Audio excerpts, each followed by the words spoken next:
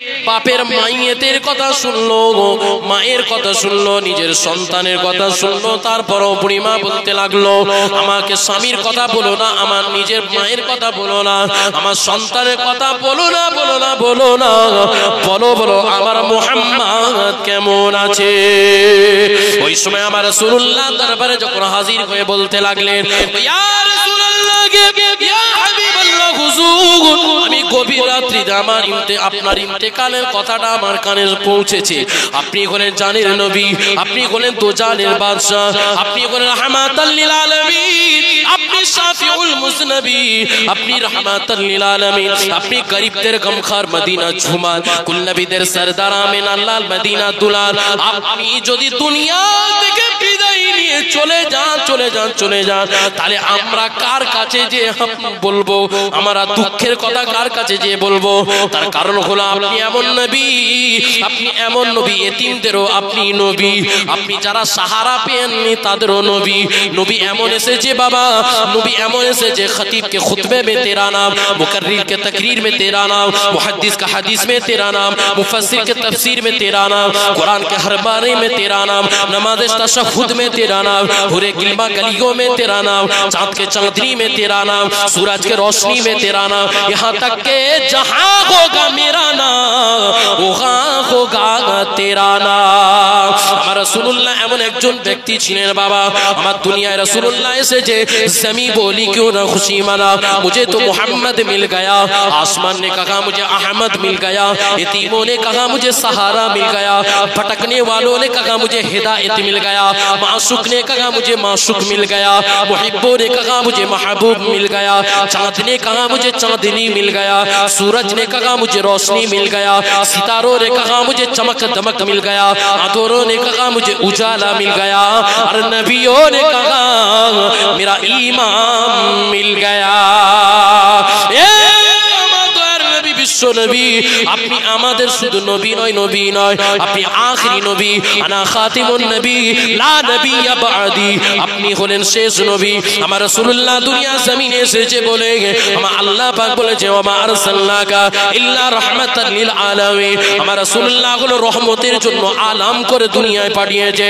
আমার রাসূলুল্লাহ দুনিয়া জমিনে এসেছে বলে লাকাদ মান্নাল্লাহু আলাল মুমিনিনা ইয বা'সা ফীহিম রাসূলা, আমি রাসূলদের শ্রেষ্ঠ করেছি, আমার হাবিবুল্লাহকে পাঠিয়েছি। লাকাদ মান্নাল্লাহু আলাল মুমিনিন, মুমিনদের জন্য আমার রাসূলুল্লাহকে গিফট স্বরূপ পাঠিয়েছি। এই যুবক, সেই জন্য দুনিয়াতে যতদিন থাকবে কিছুক্ষণের দুনিয়া বাবা, এই দুনিয়া হলো এমন একটা দুনিয়া যেমন ভাবে ফ্রিজেতে পানি রাখলে পানিটা বরফ হয়ে যায়, আর বরফ হয়ে যাবার পরে ওই ফ্রিজ থেকে যখন দুনিয়ার জমিনে ওই বরফটা রাখা হয়, আস্তে আস্তে হাওয়া লাগলে, আস্তে আস্তে হাওয়া লাগলে ওই বরফটা আস্তে আস্তে আস্তে আস্তে গলে গলে গলে গলে গলে গলে পানি হয়ে যায়। এই যুবকেরা, দুনিয়ার জমিনে তোমাকে আমাকে একটা নির্দিষ্ট টাইম দিয়ে পাঠিয়েছে, আইনামা ইউদরিকুমুল মাউতা ওয়ালাউ কুনতুম ফি বুরুজিন মুশাইয়াদা, এ আমার বান্দা তোমাকে নির্দিষ্ট একটা সময় দিয়ে পাঠিয়েছি, যখন আমার মওত হবে, মওত হবে, তুমি যদি রেহাই পেতে মনে করো তুমি পাহাড়ে চলে যাবে, সেখানেও রেহাই পাবে না, তুমি যদি দিল্লি চলে যাও সেখানেও রেহাই পাবে না, তুমি যদি সৌদি চলে যাও সেখানে রেহাই পাবে না, তুমি যদি কাতারে চলে যাও সেখানেও রেহাই পাবে না। আইনামা ইউদরিকুমুল মাউতা ওয়ালাউ কুনতুম ফি বুরুজিন মুশাইয়াদা, বান্দা নির্দিষ্ট সময়ে তোমার মৃত্যুবরণ হবে, কেউ রুখতে পারবে না। সেই মৃত্যুটা আমাদের জন্য আসান যদি হয়, মৃত্যু যখন হতেই হবে, কবরে যখন যাব, আর কবরে কি নিয়ে যাব বাবা? কবরে নিয়ে যেতে গেলে দুটো জিনিস লাগবে, একটা হলো আমল, আমল আমল, আর একটা হলো ঈমান। ঈমান আর আমল দুটো জিনিসকে সঙ্গে করে নিতে হবে, ঈমানটা মজবুত করতে হবে। ঈমানটা কি? আল্লাহ আল্লাহ রাসূলের মুহাব্বত, ভালোবাসা অন্তরের মধ্যে জাগরণ করতে হবে। আর দুই নম্বর হলো আমল, আমল আমল আমল।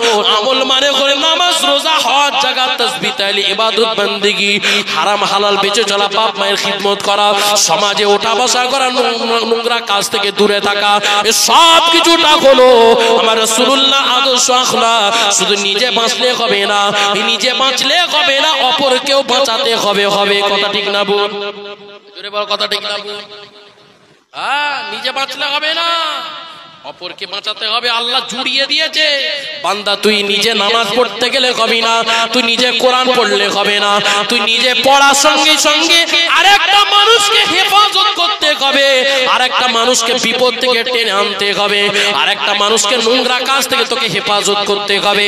যে নামাজ পড়েনি তাকে নামাজের জন্য তাকে তাগিদ করতে হবে, যে রোজা রাখেনি তাকে রোজাদার বানাবার জন্য চেষ্টা করতে হবে, যে হজ করেনি তাকে হজে নিয়ে যাওয়ার জন্য চেষ্টা করতে হবে, যে বাপ মায়ের খিদমত করে না তাকে বাপ মায়ের খিদমত করাবার চেষ্টা করতে হবে, যে মদ খায় মদ থেকে তাকে ছাড়িয়ে আল্লাহর প্রেমিক বানাতে হবে। এটা একার কাজ নয়, একার কাজ নয়, এটা সমস্ত মানুষের কাজ। কথা ঠিক না বল?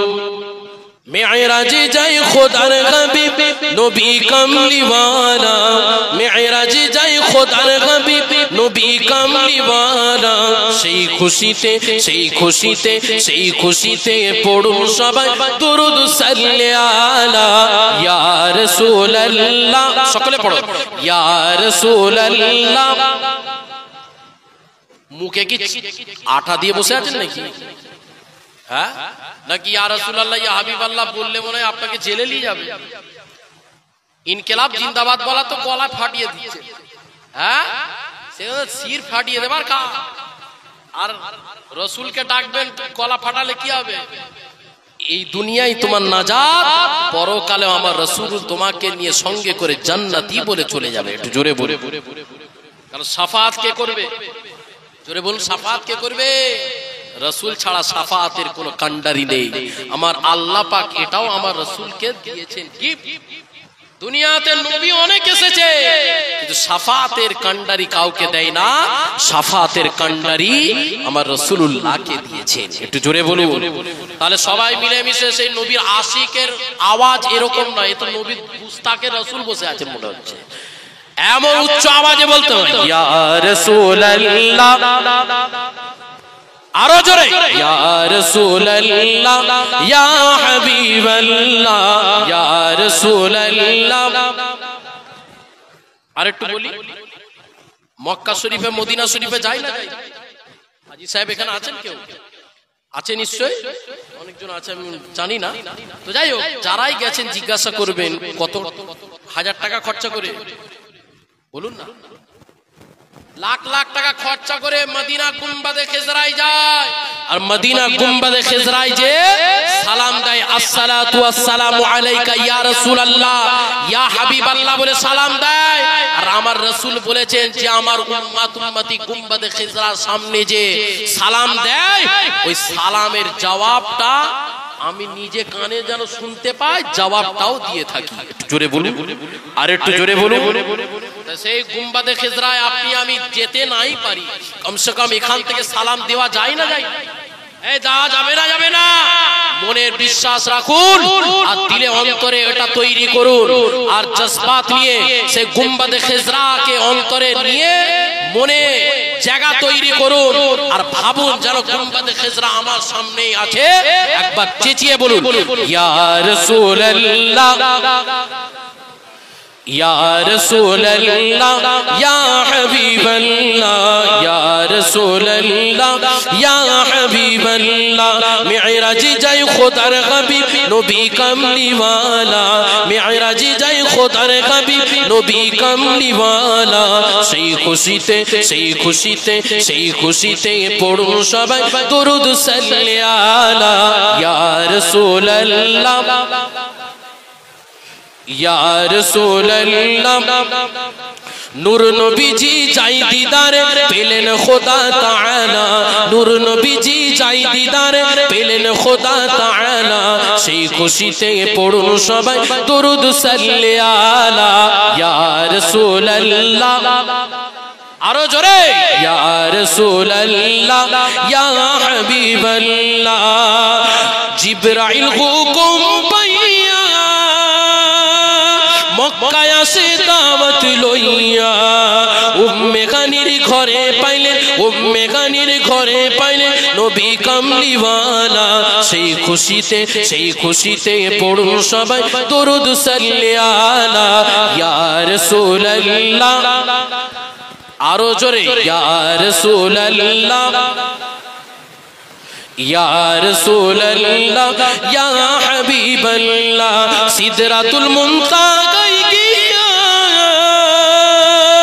জিবরিল আমিন বলে ডাকিয়া সিদরাতুল মুনতাহায় গিয়া জিবরিল আমিন বলে ডাকিয়া সামনে যেতে পারবো না গো সামনে যেতে পারবো না গো ও গো নূর আল্লাহ সামনে যেতে পারবো না গো ও গো নূর আল্লাহ সেই খুশিতে সেই খুশিতে সেই খুশিতে পড়ুন সবাই দরুদ সাল্লি আলা ইয়া রাসূলুল্লাহ মাশাআল্লাহ ইয়া রাসূলুল্লাহ ইয়া হাবিবাল্লাহ ইয়া রাসূলুল্লাহ जिसके लब पर अली अली होगा उसके दिल में नबी नबी नबी होगा जोरे बोलूं ना सुबहानाल्लाह जार अंतरे आली आली होबे आली माने आना मदीनातुल इल्म व अनियुम बाबुगा আমার রাসূল বলেছেন আলী হলেন জ্ঞানের শহর তার দরওয়াজা কে তার দরওয়াজা আমি গোলাম জ্ঞানের শহর দরওয়াজা হলে शेर की बोलছে जिसके लबों पर अली अली होगा उसके दिल में नबी नबी होगा जिसके लब पर अली अली होगा उसके दिल में नबी नबी होगा साफ जाहिर इस वसीले से ऐसा इंसान जन्नती होगा जोरे बोलूं ना सुबहानाल्लाह जे नबी नबी करबे तार ठिकाना कोথায় जोरे बोलो तार ठिकाना कोথায় जन्नते इजने बोलছে जिसके लब पर अली अली होगा उसके दिल में नबी नबी नबी नबी नबी होगा শেষ করি মওত যদি হতে হয় মওতের নিয়ে একটু ছোট্ট করে আজকে মরলে কালকে দুই দিন পরের দিন কেউ কাঁদবে না আজকে মরলে কালকে দুই দিন পরের দিন কেউ কাঁদবে না যাদের জন্য করলে কামাই যাদের জন্য করলে কামাই তারা তোমায় চিনবে না ঠিক না বল জোরে বলুন না ঠিক না বল আজকে মরলে কালকে দুই দিন পরের দিন কেউ কাঁদবে না যাদের জন্য করলে কামাই মরলে তারা চিনবে না থাকতে সময় কারো আমল ঈমান করো খাঁটি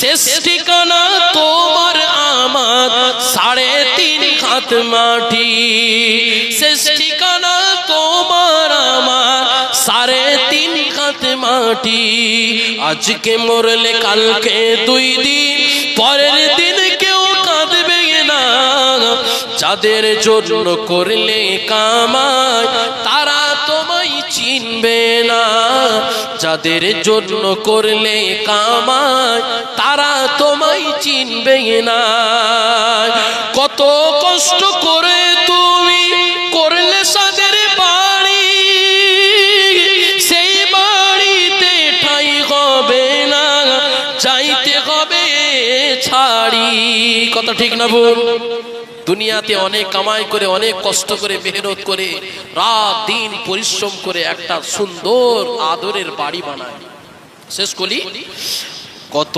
কষ্ট করে তুমি করলে সাদের বাড়ি সেই বাড়িতে ঠাঁই হবে না চাইতে হবে ছাড়ি মহামায়ার টানে তুমি মহামায়ার টানে তুমি রবের বিধান ভুলো না মায়া মমতার টানে তুমি রবের বিধান ভুলো না যাদের জন্য করলে কামাই তারা তোমায় চিনবে না যাদের জন্য করলে কামাই তারা তোমায় চিনবে না।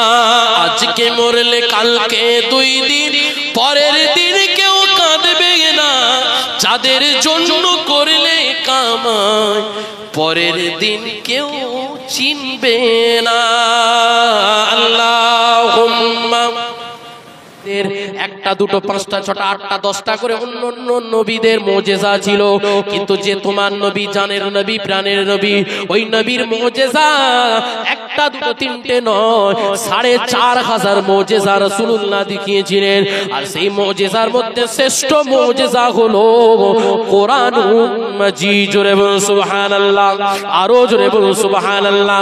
এ বাপেরা যুবকেরা, এই কোরআনটা এমন একটা কিতাব, দুনিয়ার জমিনে অনেক গ্রন্থ আছে, বাইবেল আছে, টিপিটক আছে, জিন্দাবেস্তা আছে, অনেক গ্রন্থ ধর্মগ্রন্থ আছে বাবা, কিন্তু আপনি দেখাতে পারবেন না কোন গ্রন্থ প্রথম থেকে শুরু থেকে শেষ পর্যন্ত কোন মানুষ মুখস্থ করেছে। গীতা আছে, বাইবেল আছে, টিপিটক আছে, জিন্দাবেস্তা আছে, কাউকে দেখাতে পারবে? গুগলে সার্চ করে দেখুন তো দেখি। পৃথিবীতে একটা মানুষ অন্যান্য ধর্মের প্রথমে শুরু থেকে শেষ পর্যন্ত বিনা ভুলে শুনিয়ে দেবে এমন কোন মানুষ এখনো পর্যন্ত অন্য ধর্মে জন্মায়নি। কিন্তু আমার আল্লাহ পাক সেই হাবিবুল্লাহর উপরে যে কোরআন, এই কোরআনের মুজিজা এমন একটা কোরআন সারা পৃথিবীতে নয়, একটা গ্রাম থেকে একটা দুটো নয় 10টা 20টা করে কোরআনুল কারীমের প্রথম থেকে শেষ পর্যন্ত পুরোটাই শুনিয়ে দেওয়ার ক্ষমতা রাখে। একটু জোরে বলুন, আরো জোরে, নারী দিবে। এটা কম ব্যাপার নাকি? তুমি কত শ্রেষ্ঠ, কারণ हमको नबी मिला, नबी मुहम्मदुर रसूलुल्लाह मिला, इमाम मिला, इमाम आजम अबू हनीफा मिला, वली मिला तो गौसे आजम मिला। আর তোমার আমার যেটা পেয়েছি শ্রেষ্ঠ সেটা হলো কোরআনুল মাজিদ পেয়েছি। একটু জোরে বলুন না সুবহানাল্লাহ। কোরআন পেয়েছি, কাবা পেয়েছি, এটা সব শ্রেষ্ঠ। নবী পেয়েছি শ্রেষ্ঠ, কোরআন পেয়েছি শ্রেষ্ঠ, কাবা পেয়েছি শ্রেষ্ঠ, আর কাবার কাবা মুহাম্মদুর রাসূলুল্লাহ পেয়েছি। একটু জোরে বলুন না সুবহানাল্লাহ। কাবার সম্মান, কাবার ইজ্জত, কাবার মর্তবা, কাবার শান, কাবার কাবা মুহাম্মদুর রাসূলুল্লাহর জন্য হয়েছে। একটু জোরে বলুন না সুবহানাল্লাহ। সেই রাসূলকে পেয়েছি, আর কি চান আপনি? কত খুশনসিব যে কিতাব ইসলামের ঘরে তুমি আমি জন্ম নিয়েছি বলে তোমার সম্মান, তোমার ইজ্জত, তোমার মর্তবা বাড়িয়েছে আমার আল্লাহ পাক। তার কারণ একটা বাচ্চা যখন শিশু ইসলামের ঘরে যখন জন্ম নেয়, আর একটা ধর্মের বাচ্চা যদি তার ধর্মে জন্ম নেয়, দুটো আসমান আর জমিন তফাৎ। কেন জানেন? আপনি ইসলামের ঘরে জন্ম নিয়েছেন বলে আপনার তোয়াজ হয়। কি হয়? কি তোয়াজ হচ্ছে দেখেছে? মেহমানদারি হচ্ছে। নতুন জন্ম নিয়েছে, কি করবে?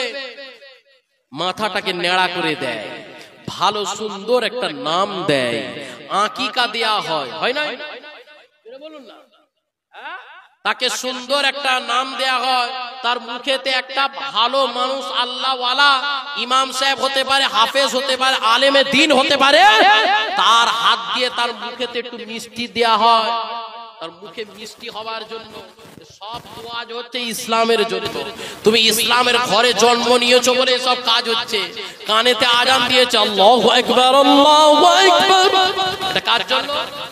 ইসলামের ঘরে জন্ম নিয়েছো বলে। তোমার খাতনা হচ্ছে ইসলামের ঘরে জন্ম নিয়েছো বলে। অন্য ধর্মে গেলে বাপ তোমার এসব তোয়াজ, এসব মেহমানদারি কিচ্ছু হবে না। জোরে বলেন না, হবে? কিচ্ছু হবে না। ইসলামের ঘরে জন্ম নিয়েছো বলে সব কিছু তোমার জন্য সম্ভব হচ্ছে। আবার যখন দুনিয়াতে আসলে তো এত তোয়াজ হচ্ছে। হ্যাঁ, কি সুন্দর ব্যবস্থা, আকিকা দিচ্ছে, সবাই এসেছে। হ্যাঁ, আপনার সুন্দর নামের আকিকা হচ্ছে, মিষ্টি মুখে দিচ্ছে, ভালো একটা নাম রাখছে। হ্যাঁ, এসব কিছু ইসলাম। আবার যখন দুনিয়া থেকে বিদায় নিচ্ছ, কুল্লু নাফসিন যায়িকাতুল মউত, মৃত্যুর মজা যখন সবাইকে চাখতে হবে, অন্য ধর্মের মানুষেরও মৃত্যু হচ্ছে। কিন্তু যখন মৃত্যু হচ্ছে আর তোমার আমার মৃত্যু হচ্ছে, দুটো আসমান আর জমিন তফাৎ হয়ে যাচ্ছে। অন্য ধর্মের মৃত্যু করে ঘরের ভিতরে আর ঢোকাতে দেবে, বলো না দেবে না, বলছে পালা গেছে পালা হাঁটা, ঘরের বাইরে বার করে রাখবে। কিন্তু আপনি মুসলমান হয়েছেন বলে, ইসলামের অনুসারী হয়েছেন বলে, ইসলাম ঘরে জন্ম নিয়েছেন বলে, আপনি যখন ইন্তেকাল করে যান আপনাকে সুন্দরভাবে গোসল দেওয়ার ব্যবস্থা করে দেয়, চোখেতে সুরমা দেওয়া হয়, সুন্নতি আপনাকে কাপড় পরানো হয়, সাদা কাপড় পরানো হচ্ছে, চোখে সুরমা, আতর, কি সুন্দর আপনাকে গোসল টোসল দিয়ে পাক সাফ করে কাফন টাফন পরিয়ে এবার নিয়ে যাচ্ছে কবরেতে। আর অন্য ধর্মের আপনারা তো সেটা দেখেন, বল হরি, তাদের ধর্মে তারা মানছে ওটা। কিন্তু আপনি একবার বুকে হাত দিয়ে চিন্তা করে দেখুন, আপনি মুসলমানের ঘরে জন্ম নিয়েছেন বলে সুষ্ঠুভাবে যাতে করে আপনার কষ্ট না হয়। ওই জন্য বলা হয়েছে মাইয়ের যখন মারা যায়, যখন মানুষ মারা যায় তার গাটাও গোসল যখন দেবে আস্তে আস্তে হাত বুলাবে, তার গাটা বিষের মতন ফোড়ার থেকেও বেশি তার কষ্ট হতে থাকে। এসব আমার ইসলাম শিখিয়েছে।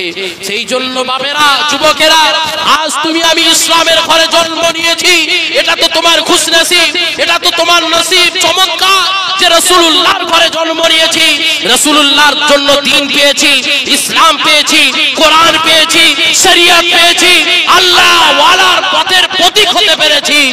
একমাত্র তোমার আমার অবদান সেই রাসূল 63 বছরের জিন্দেগি রেখে যাওয়া জিন্দেগি তোমার আমার কাছে রেখে গেছে। বাপ, এই দ্বীন, এই ইসলামটাকে তোমার আমার কাছে রেখে গেছে একটা আমানত স্বরূপ।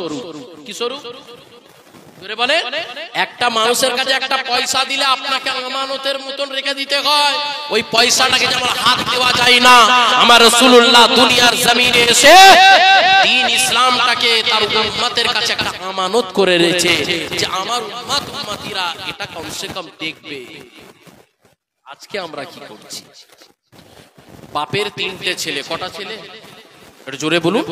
বাপের 3টে ছেলে, একটা ছেলে বাপ চলে যাবার আগে তার ভাইকে ডেকে বলছে, ও ভাই শোনো, আমার এই 3টা ছেলেকে রেখে যাচ্ছি, মরে যাব চলে যাব, এদেরকে কমসে কম দেখে রেখো। বাপ এই কথাটা ভাইকে বলে বিদায় নিয়ে চলে গেছে, ইন্তেকাল হয়ে কবরে চলে গেছে। বাপ যা রেখে গেছে, একটা ভাই কি একটা ছেলে কি করেছে, বাপ যা রেখে গেছে কি করেছে, ক্ষয় করে ফেলেছে। আর একটা ভাই কি করেছে, বাপ যা রেখে গেছে তার থেকে বাড়িয়েছে। আর একটা ভাই কি করেছে, যা বাপ রেখে গেছে সে বাড়াতেও পারে না কমাতেও পারে না। তাহলে একজন বাড়ালো, একজন কিছুই করতে পারে না, একজন পুরো শেষ করে দিয়েছে। বাপের কাছে কোন ছেলেটা প্রিয় হতে পারে? তাড়াতাড়ি বলে, জোরে বলুন। বাপেরা, যুবকেরা, সেই জন্য আপনাদেরকে বলি, আমার রাসূলুল্লাহ দ্বীন ইসলামকে কষ্ট করে রেখে গেলেন। তেনার জন্য দয়াল নবী বিশ্ব নবী ইসলামের জন্য পেটে পাথরও বেঁধেছে বাবা, দান্দা মুবারক শহীদ হয়ে গেছে বাবা, রক্তই রক্তকাণ্ড হয়েছিল বাবা। আমার রাসূলুল্লাহকে কতই না কষ্ট দিয়েছে, কতই না আঘাত করেছে। তারপর আমার রাসূলুল্লাহ বলেছে, আমি দ্বীন ইসলামকে শরীয়তকে জিন্দা করে যাব। ওই জন্য আমার রাসূলুল্লাহ যখন কলেমা প্রচার করতে লেগেছিলেন, লা ইলাহা ইল্লাল্লাহ মুহাম্মাদুর রাসূলুল্লাহ, আল্লাহকে আল্লাহ বলে মেনে নাও, নবীকে নবী বলে মেনে নাও, কামিয়াব হয়ে যাবে, কামিয়াব হয়ে যাবে। ওই সময় আমার রাসূলুল্লাহর আখলাক, রাসূলুল্লাহর চরিত্র, রাসূলুল্লাহর ব্যবহার, রাসূলুল্লাহর আখলাক দেখে দেখে একে একে একে একে আমার রাসূলুল্লাহর কাঁধে কাঁধ রেখে ঈমানের নূরের কালেমা পড়ে মুসলমান হয়ে গেলেন। এদিকে মক্কাবাসীরা আবু জেহেল, আবু লাহাব, উতবা, সাইবা 4 জন মিলে রেগে রাগান্বিত হয়ে গেলেন। দেখা গেল একে একে ইসলাম গ্রহণ করে নিচ্ছে, একে একে ইসলামের ছায়াতলে সবাই চলে যাচ্ছে। আবু জেহেল, আবু লাহাব, উতবা, সাইবা পেরেশান হয়ে গেলে, পেরেশান হয়ে আমার রাসূলুল্লাহ চাচার কাছে এসে বলতে লাগলেন, লাগলেন, ও চাচা যান তোমার ভাইপোকে বলে দাও সে যেন কলেমা প্রচার না করে। আব্দুল্লাহর বেটা মুহাম্মদ যা চাইবে আমরা তাই দেব। সে যদি কলেমা প্রচার করা বন্ধ করে দেয়, সে যদি কলেমা প্রচার বন্ধ যদি করে দেয়, সে যদি নেতা হতে চায় আমরা তাকে নেতা বানিয়ে দেব। সে যদি টাকা চায় আমরা তাকে টাকা দিয়ে দেব। সে যদি নারী চায় আমরা তাকে নারী দিয়ে দেব। যা চাইবে তাই দেব, কিন্তু কলেমা প্রচার করা যাবে না, যাবে না, যাবে না, যাবে না। ওই সময় দয়ার নবী বিশ্ব নবীকে তার চাচা জানকে বলে আবু জেহেল, আবু লাহাব, উতবা সাহেবা চলে গেলে। চলে যাবার পরে চাচা এবার ভাইপোকে ডেকে বলছে, ও আব্দুল্লাহর বেটা মুহাম্মদ, শোনো বাবা, শোনো, আমার কাছে এসেছিল আবু জেহেল, আবু লাহাব, উতবা সাহেবা, চারজন মিলে এসে বলেছিল তোমাকে কলেমা প্রচার করা যাবে না, যাবে না। তুমি যা চাইবে তাই দেবে মক্কাবাসীরা। তুমি যদি টাকা চাই টাকা দেবে, তুমি যদি নারী চাই নারী দেবে, তুমি যদি নেতা হতে চাও নেতা বানিয়ে দেবে, কিন্তু কলেমা প্রচার করা যাবে না, যাবে না, যাবে না। ওই সময় নবী বিশ্ব নবী চাচা জানের কথাটা শুনে চোখে পানি এসে বলতে লাগলেন, ও চাচা জান, আমি দুনিয়াতে যখন এসেছি আমার আব্বা জানকে হারিয়েছি। আমি যখন দুনিয়া জমিনে এসেছি 6 বছর পরে আমি আমার আম্মা জানকে হারিয়েছি। পরক্ষণে আমি আমার দাদু ভাইকে হারিয়েছি। পরক্ষণে আমার কষ্ট, আমার দুঃখ, আমার চোখের পানিটা আপনি বুঝতেন চাচা গো, আপনি বুঝতেন, আপনি কষ্টটা বুঝতেন। কিন্তু চাচা যান আমার মনে হলো মক্কাবাসীরা আমাকে ডেকেছে, এই জন্য ডেকেছে। একজন মানুষ যদি কলেমা পড়ে মুসলমান হয়ে যায়, একজন মানুষ যদি কলেমা পড়ে যদি মুসলমান হয়ে যায়, আমি রাসূলুল্লাহ আমার দিলটা 50 হাতের মতো লম্বা হয়ে যেত। এই যুবকেরা, জওয়ানেরা, ওই সময় রাসূলুল্লাহ এবার চাচা জানকে বলতে লাগলেন, ও চাচা জান, আবু জেহেলকে বলে দাও, উতবাকে বলে দাও, সাহেবাকে বলে দাও, তারা যদি আমার এক হাতে যদি আসমানের চাঁদ যদি এনে দেয়, অপর হাতে যদি আসমানের সূর্যটা যদি এনে দেয়, এক হাতে যদি আসমানের চাঁদ এনে দেয়, অপর হাতে যদি সূর্য এনে দেয়, তথাপি আমি মুহাম্মদ বলছি আল্লাহ যে দায়িত্ব দিয়ে আমাকে পাঠিয়েছে, এই দায়িত্ব থেকে কিঞ্চিত পরিমাণ দূরে সরে যাব না। রাসূলকে সব অফার দিয়েছিল, আজও সমাজে মানুষকে অফার দিচ্ছে, তোকে টাকা দেবো, তোকে নারী দেব, তোকে নেতা বানাবো। এই তিনটেতেই তো দুনিয়া সব পাগল হয়ে আছে, তাই তো নাকি? কেউ টাকার পাগল, সকাল থেকে রাত পর্যন্ত টাকা টাকা টাকা করে পাগল। দুনিয়া জমিনে কেউ নারী, সুন্দর রানী পাওয়ার জন্য পাগল। কেউ জান দিচ্ছে, কেউ গলায় দড়ি দিয়ে দিচ্ছে, কেউ বিষ খেয়ে নিচ্ছে, কেউ ঝাঁপ দিচ্ছে সুন্দর পাওয়ার জন্য। আরে পাগল, সুন্দর যদি পেতে হয় আয় আমার রাসূলুল্লাহর কাছে আয়। আল্লাহ পাক বলছে 100% আমি সৌন্দর্য দিয়েছি। কত পার্সেন্ট? জোরে বলো, কত পার্সেন্ট? হ্যাঁ, 100% সৌন্দর্য দিয়েছি। কিভাবে? আল্লাহ বলছে 100% এর মধ্যে 1% আলাদা করে, আর আলাদা করো 99টাকে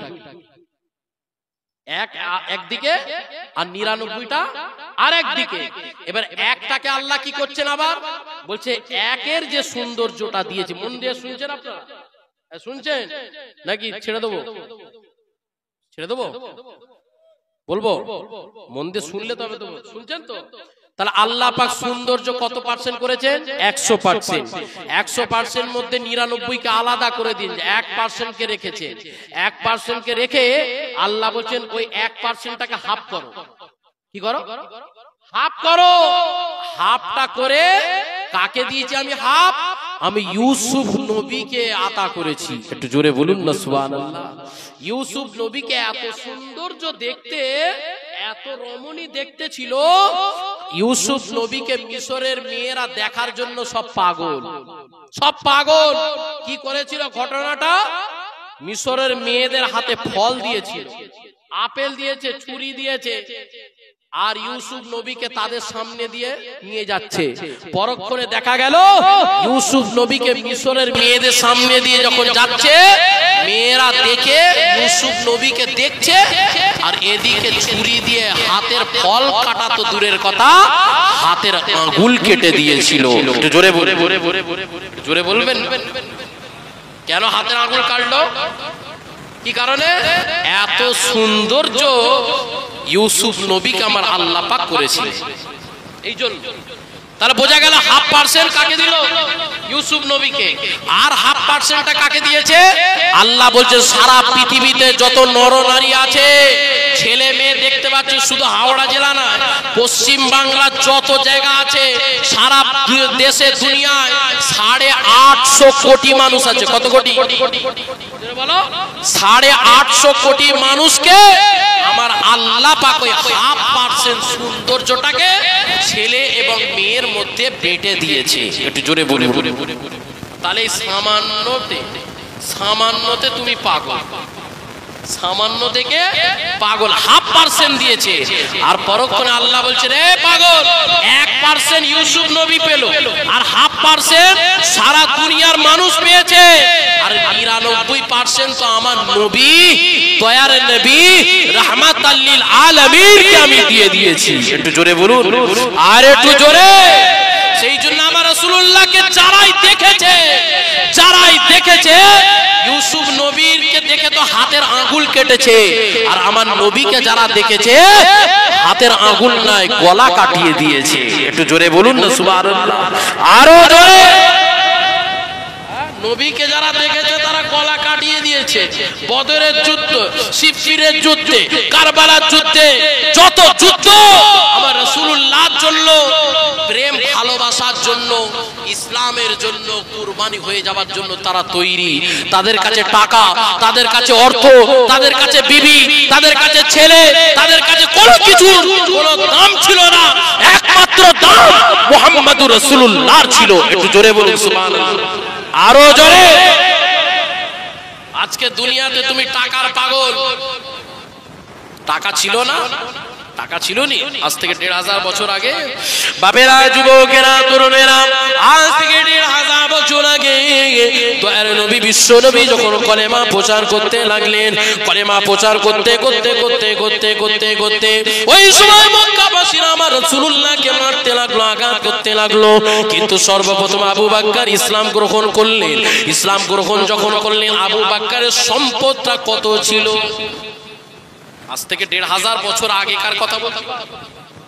আজকে কোন মানুষের যদি 2 বিঘা 4 বিঘা জমি থাকে, ও বাপ রে, মোড়া লাইকে বিরাট ব্যাপার, তার গায়ের কাছে যাওয়াই যায় না, এত তার তো ঝাঁঝ। আজ থেকে 1500 বছর আগে দয়ার নবীর হাতে হাত রেখেছে আবু বকর সিদ্দিক। এনার সম্পদ কত ছিল? ডান দিকে যা দেখতে পাবে সব আবু বকর, বাঁদিকে সব আবু বকর সিদ্দিকের, সামনের দিকে সব আবু বকর সিদ্দিকের, পিছনের দিকে সব আবু বকর সিদ্দিকের। যখন দয়ার নবীর হাতে হাত রেখে ঈমানের নূরের কালেমা পড়লো, তখন আবু বকর সিদ্দিক সমস্ত ধন সম্পদটাকে নিয়ে আমার রাসূলুল্লাহর দরবারে এসে বলতে লাগলো, ইয়া রাসূলুল্লাহ, হাবিবাল্লাহ, হুজুর, আমার কাছে ধন সম্পদের কোনো মূল্য নেই, আমার কাছে টাকার কোনো মূল্য নেই, আপনাকে আমি মুহাব্বত করি, এটাই আমার কাছে সবথেকে বড় মূল্য। একটু জোরে বলুন, আরো জোরে। কি বলছেন আপনি গুরু? আজ থেকে 1500 বছর আগে সব বিলিয়ে দিয়েছে আমার রাসূলুল্লাহর জন্য। তোমরা আমরা জলসা দিতে গেলে 500 টাকা চাঁদা দেব, বলছে 500 টাকা? বাজার খুব খারাপ, বাজার খুব খারাপ, দিতে পারবো না। বলছে তাহলে একটা ফাংশন দেবো নাকি? দে 600 টাকা চাঁদা দে। বলছে 600 টাকা দেবো নি, যদি ক্যাটরিনাকে আনতে পারি 600 টাকার জায়গায় 1000 টাকা দেবো। চাঁদা কেউ কত দেবে? চাঁদা ফেলেছে 500 টাকা, ক্যাটরিনার কথা বলতে 500 টাকা 1000 বেরোচ্ছে। আর যখন জলসার চাঁদা দেবো বলছে বাজার খুব খারাপ, লে যা 200 টাকা বালা নিয়ে চল যা। বালাহাটা ক টাকা দিচ্ছে? 200 টাকা। বাপেরা, যুবকেরা, সেই জন্য আপনাদেরকে বলি, জীবনকে পরিবর্তন করতে হবে। আমার রাসূলুল্লাহকে এমন পিয়ার করেছিলেন, মুহাব্বত করেছিলেন, নিজেদের জানের থেকে পিয়ার করেছিলেন, ভালোবেসেছিলেন। আজকে তোমাকে আমার রাসূলুল্লাহর আশিক হতে হবে, রাসূলুল্লাহর প্রেমিক হতে হবে, রাসূলুল্লাহর দিওয়ানা হতে হবে। তার কারণ হলো দয়ার নবী বিশ্ব নবী মসজিদে নববী শরীফে বসে বসে বসে বসে বসে বসে বসে বসে আপনার আমার দয়াল নবী সাহাবায়ে কেরামদেরকে নিয়ে ওয়াজ নসিহত করতে লাগলেন। ওয়াজ নসিহত করছে, আরে তো ওয়াজ নসিহত করতে করতে একজন সাহাবাকে বলছে, বাবা অনেক দিন আমার দরবারে আছো, এবার বাড়ি চলে যাও। ওই সময় ওই সাহাবাকে বলতে লাগলেন, ও বাবা চলে যাও, বাড়ি চলে যাও, বাবা চলে যাও। ওই সময় আব্দুল্লাহ বিন রাওহানকে বলা হলো, ও আব্দুল্লাহ বিন রাওহান চলে যাও, বাড়ি চলে যাও, বাড়ি চলে যাও। ওই সময় বাড়ি চলে যেয়ে বলতে লাগলেন, না না না না না না, আমি আমার রাসূলুল্লাহকে না দেখে আমার কষ্ট হচ্ছে। বাড়ি চলে আসলেন, বিবির সঙ্গে দেখা করলেন, মায়ের সঙ্গে দেখা করলেন, করে আবার ঘর থেকে বেরিয়ে চলে যেতে লাগলেন। ওই সময় বিবি বলতে লাগলেন, ও বাবা, ও বাবা কোথায় যাচ্ছ বাবা? ও আমার স্বামী কোথায় যাচ্ছ, কোথায় যাচ্ছ? ওই সময় আব্দুল্লাহ বিন রাওহান বলেছিলেন, আমি আমার রাসূলুল্লাহর দরবারে যাব। আমার রাসূলুল্লাহকে দেখলে আমার জীবন ঠান্ডা হয়, আমার রাসূলুল্লাহকে দেখলে আমার খিদা মিটে যায়, আমার রাসূলুল্লাহকে দেখলে আমার জীবনের সমস্ত পেরেশানিটা মিটে যায়। এ যুবকেরা, জওয়ানেরা, সেই জন্য আপনাদেরকে বলি, সাহাবায়ে কেরামদের মুহাব্বত অন্তরে তৈরি করো। আমার সাহাবায়ে কেরামরা নিজেদের জানকে জান মনে করে না, নিজেদের জীবনকে জীবন মনে করে না, নিজেদের শরীরকে শরীর মনে করে না। যখনই আমার রাসূলুল্লাহ ডাক দিয়েছে, সঙ্গে সঙ্গে তারা বেরিয়ে পড়েছে। 1 তারিখে এক সাহাবায়ে কেরাম দুপুর বেলায় বিবাহ করেছে। বিবাহটা করে স্ত্রীকে সঙ্গে করে বাড়ি গেছে। পরক্ষণে শোনা গেছে দয়ার নবী যুদ্ধের ময়দানে ডাক দিয়েছে। আমরা বিবাহ করি না করি? জোরে বলুন না, করি না করি? দুপুর বেলা কেউ যদি বিবাহ করে ঘরে ঢোকে আর নতুন বিয়ে মানে বিবি পেলে ঘর ছেড়ে আসতে পারবে? যে যতই দরের লোক হোক না, যতই ভালোবাসার লোক হোক না, যাওয়া, জোরে বলো না, যাওয়া যাবে না? যায়। নতুন বিবি ছেড়ে কেউ যেতে চায় না, নতুন বিবির টেস্ট আলাদা।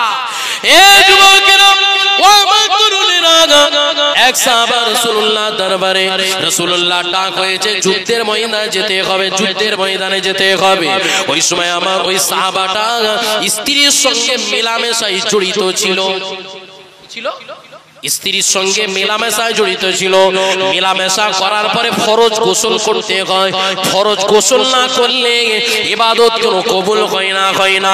এই যুবক, ওই সময় সাহাবায়ে কেরাম, তিনি ওই খবরটা যখন কানে পৌঁছে গেছে, সঙ্গে সঙ্গে ওই মেলামেশাটা ছেড়ে দিয়ে ওই সাহাবা ছুটে ছুটে ছুটে ছুটে ছুটে ছুটে ছুটে ছুটে এসে যুদ্ধের ময়দানে, যুদ্ধের ময়দানে এসে পৌঁছালেন। যুদ্ধের ময়দানে যখন এসে পৌঁছে গেছে, যুদ্ধ শুরু হয়ে গেছে, যুদ্ধ শুরু হয়ে গেছে। একদিকে আর একদিকে মারপিট হতে লেগেছে, যুদ্ধ হতে লেগেছে। পরখ করে খামসালা রাদিয়াল্লাহু তাআলা, সাহাবার নাম হলো খামসালা।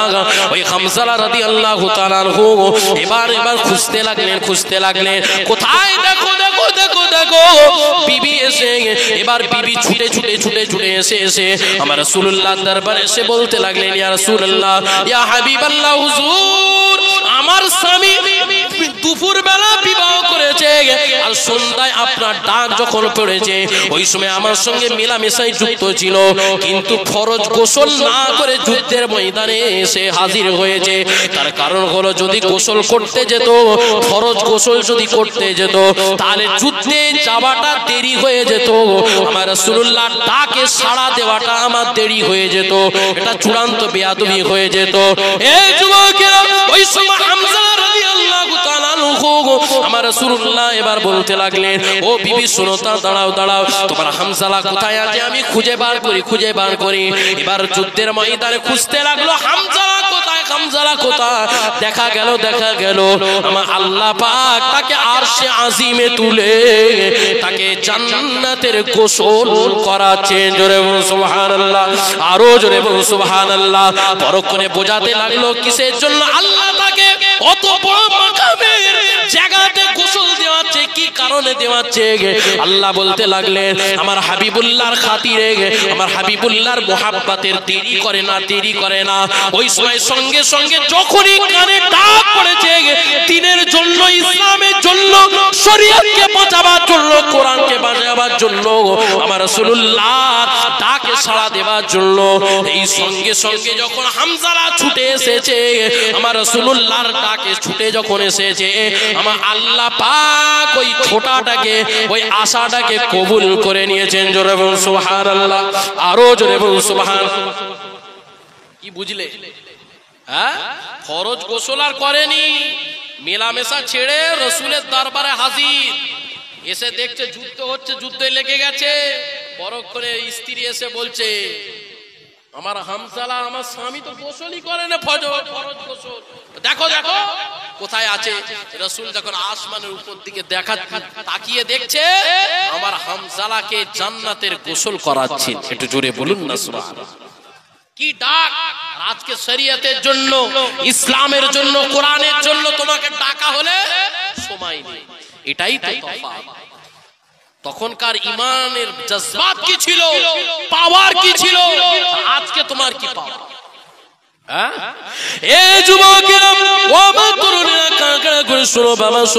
আমার রাসূলুল্লাহকে কি মুহাব্বত করতেন, ভালোবাসতেন। এক বুড়ি মা আমার রাসূলুল্লাহর কথা শুনেছে, মনে হয় আমার রাসূলুল্লাহ যুদ্ধের ময়দানে মারা গেছেন, ইন্তেকাল করে গেছেন। মন দিয়ে শোনেন, শুনছেন? বুড়িমার কানে আওয়াজ পৌঁছেছে তোর নবী বিশ্ব নবী নূর নবী নাকি ইন্তেকাল হয়ে গেছেন, মারা গেছেন, মারা গেছেন। এই কথাটা যখন বুড়িমা গভীর রাত্রিতে শুনেছে, গভীর রাত্রিতে যখন শুনেছে, গভীর রাত্রিতে ঘর থেকে বেরিয়ে পড়েছে। বেরিয়ে পড়ে রাস্তায় যেতে যেতে যেতে যেতে প্রতিমধ্যে কিছু বালকরা তাকে দাঁড় করিয়ে বলতে লাগলো ও বুড়িমা শোনো, বাবা শোনো, দাঁড়িয়ে যাও, দাঁড়িয়ে যাও। কোথায় যাচ্ছ এত গভীর রাত্রিতে, কোথায় যাচ্ছ? ওই সময় বুড়িমা বলেছিলেন আমার রাসূলুল্লাহকে নাকি কতল করে দিয়েছে, আমার রাসূলুল্লাহকে নাকি মেরে দিয়েছে, মেরে ফেলেছে। এই জন্য আমার রাসূলুল্লাহকে দেখার জন্য আমি ছুটে ছুটে দৌড়ে দৌড়ে যাচ্ছি। ওই সময় ওই বালকরা বলেছিল ও বুড়িমা বুড়িমা বুড়িমা তুমি বাড়ি চলে যাও, চলে যাও, চলে যাও, তোমার স্বামী ইন্তেকাল করেছে।